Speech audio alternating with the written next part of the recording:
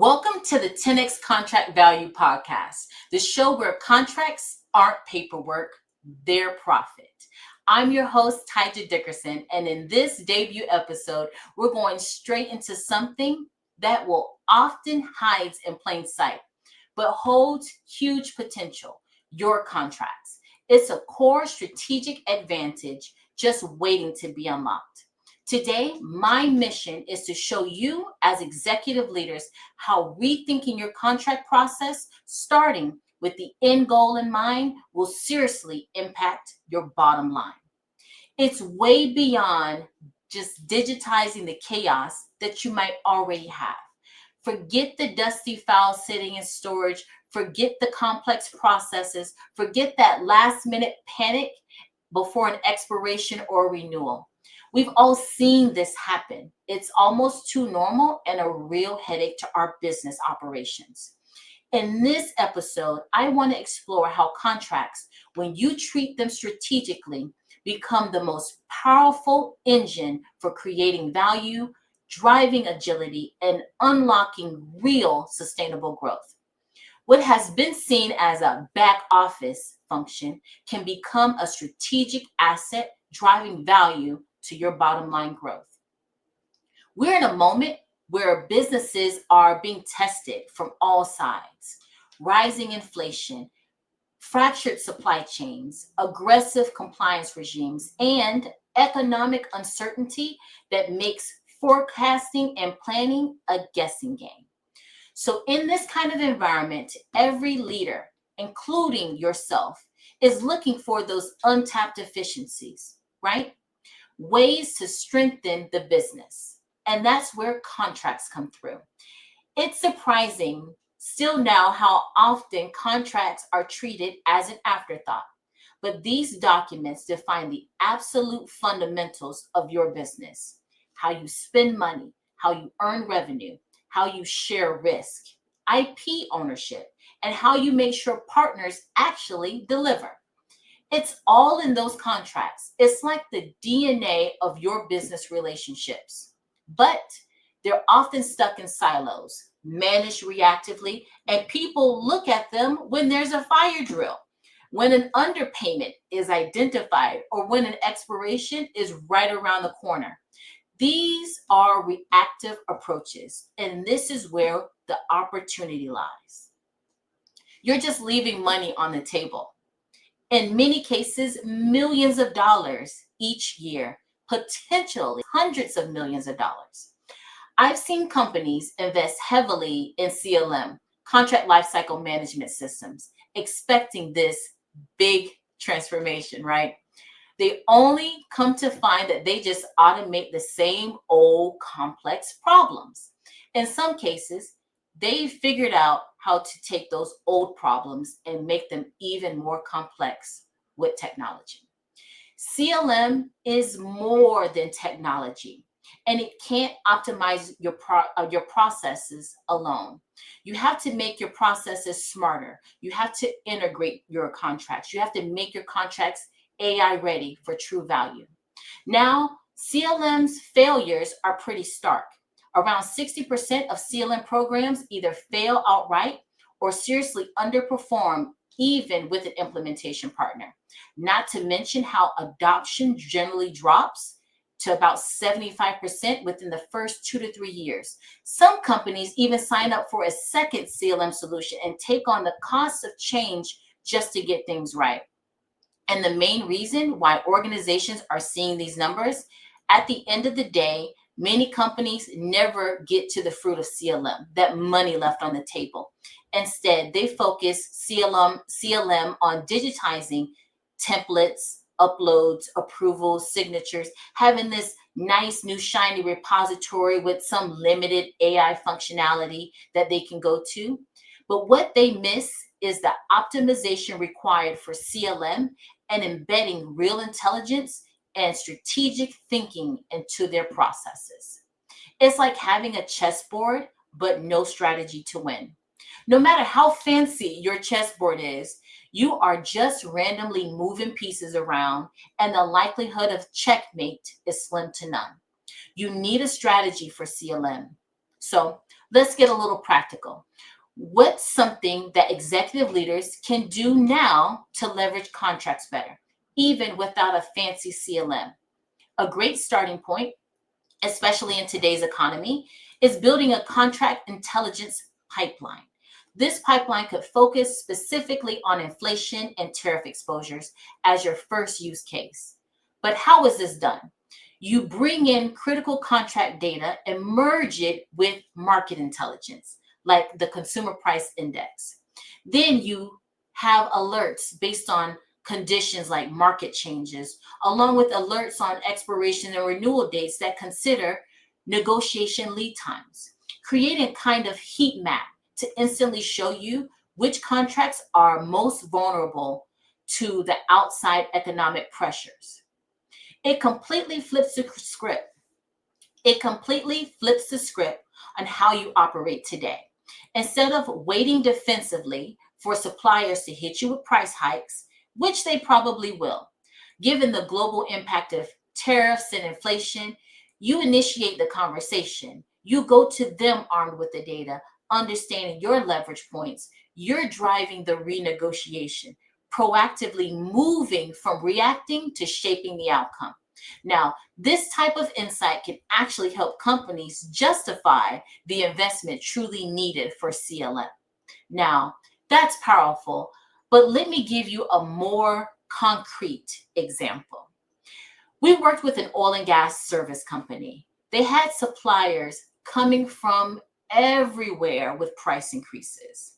Now, there were too many of these price increase requests or demands for their teams to properly research and respond to.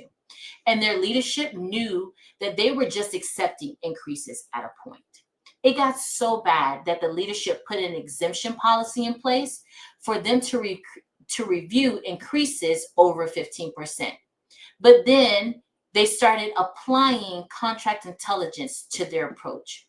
When a supplier would push for a price increase, say 25% increase, they had the data at their fingertips to push back, maybe acknowledging that an increase was justified, but more in the range of 3 to 5%, not 25. In other situations, they were armed with insights and were able to go into early renegotiations. They laid out the data. They secured the most optimal pricing for their organization without impacting quality or value. Supplier opportunism is a real thing, and the only data can really help you truly understand the market. This is the power of contract intelligence that goes straight to your bottom line.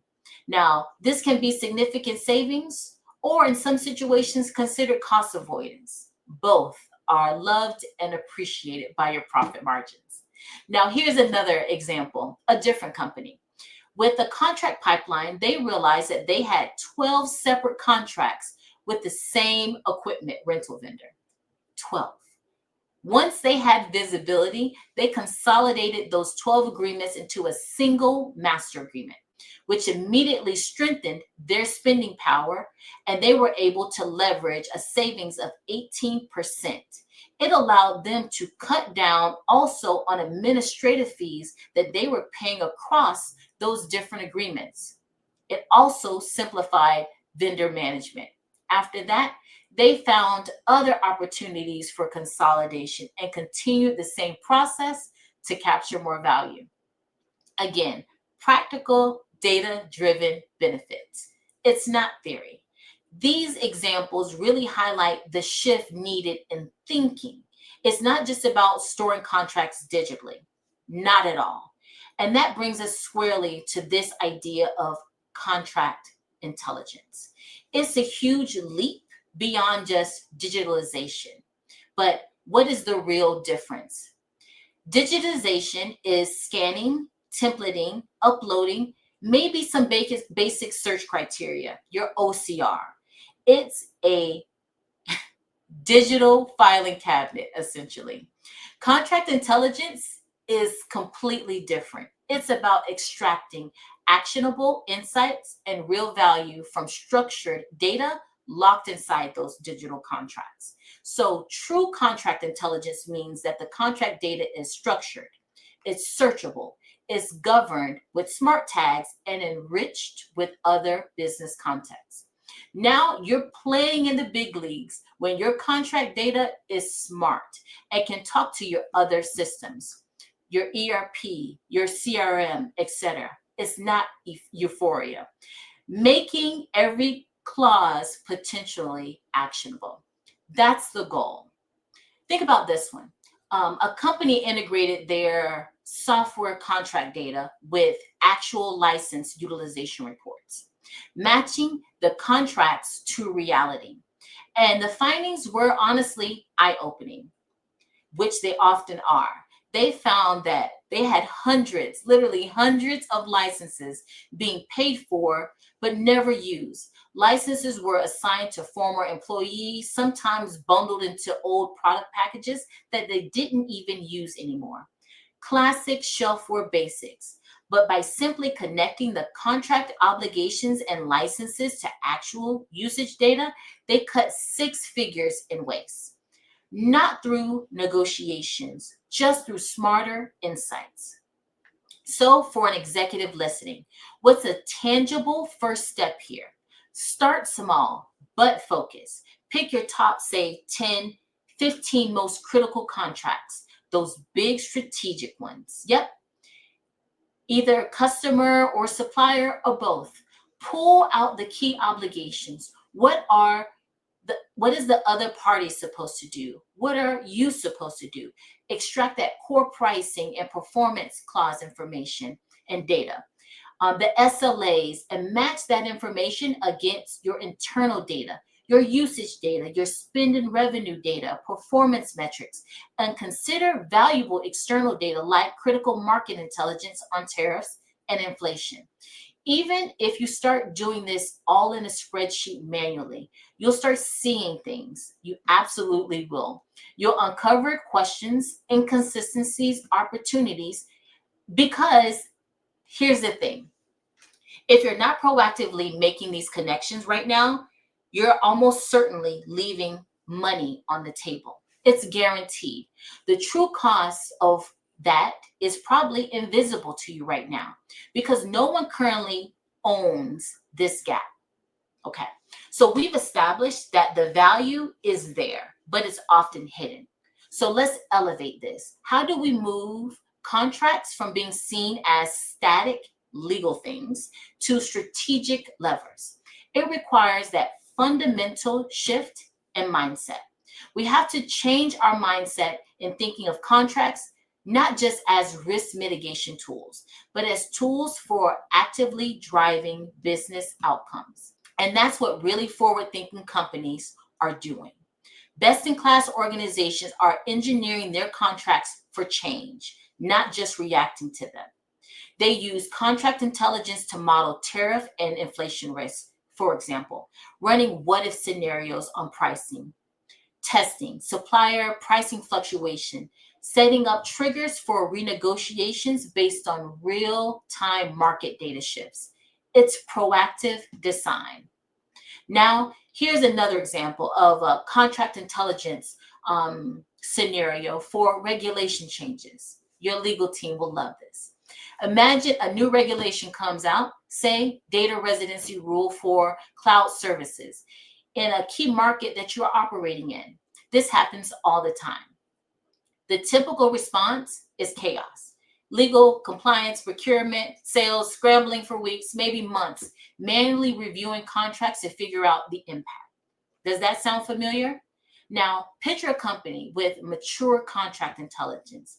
They may have an AI agent. AI agents are very popular right now, but here's an actual use case. Monitoring relevant regulatory updates, continuously scanning for changes. And the moment that new regulation is published, the system automatically flags every single contract affected based on preset criteria like scope and jurisdiction, because the contracts are tagged properly. Then it might even pull together pre-approved language based on the company's clause, internal library, along with requirements from the regulation, and draft preliminary language for your legal and stakeholder teams to review and take action on. Now, what took weeks, even months, now takes hours or maybe even days. It's not just faster, it's fundamentally smarter, more prepared, more agile, and less risk. Now, here's another actionable tip, especially for those in regulated industries. Start tagging your contracts systematically. Use relevant metadata, geography, industry, sector, clause types like limitation of liability data, SLAs, governing law, price adjustment clauses. Laying down the groundwork, it's foundational, and it unlocks that automation and AI agent potential that everyone is currently speaking on. It enables ongoing monitoring and gives you that crucial visibility for proactive risk management across your entire portfolio. Okay, now this vision is compelling, but making it happen may seem like a big leap. How do organizations actually move, from contract chaos to contract value? That's where a structured approach paves the way. At Contract IQ, we often talk about something called the cutting edge framework, EDGE. It's a practical model to guide that journey. What does EDGE stand for? So, E stands for empower. Empowerment is simplifying complexity for your users, the people that are interacting and operating under the contracts daily, making it less intimidating for your business users, the non-lawyers, to understand the contracts, using things like clause libraries and pre-approved language, guided negotiation tools with built-in guardrails, providing role-based insights so people feel confident, not confused about contracts. Empower your users. D stands for democratization. Break down those silos around contract data and integration with other systems. It's an absolute must that contract data is integrated with your ERP and your CRM systems, your procurement platforms, etc. Give sales, finance, operations, and your procurement teams the visibility that they need to relevant contract data to make informed strategic decisions. Okay, that's empower and democratize. G stands for generate value. This is crucial. Value isn't just about signing the contract. It's generated throughout the contract lifecycle. Post-signature management, actively monitoring clauses to capture, for example, rebates and discounts, SLA credits for performance, or enforcing penalties when things aren't met or delivered. That's where a lot of leakage value actually happens. And finally, E, which stands for accelerate. This is about designing contracts for change, volatility, and scale. Building in those mechanisms, for example, that we talked about, like inflation and tariffs. Clear renegotiation triggers that are also tied to market events. Engineering the contract to be proactively managed so it can manage volatility, maybe even benefit from it, rather than just reacting. EDGE, empower, democratize, generate value, and accelerate. Now, the EDGE framework provides a clear roadmap to value, which is missing from your strategy. So, wrapping all of this up, the core message is that there is a significant shift happening. The difference in how best-in-class organizations view and use their contracts is fundamentally changing, and the tools and the technology to do so. Now, the tools exist. They absolutely exist, and they're getting more sophisticated all the time.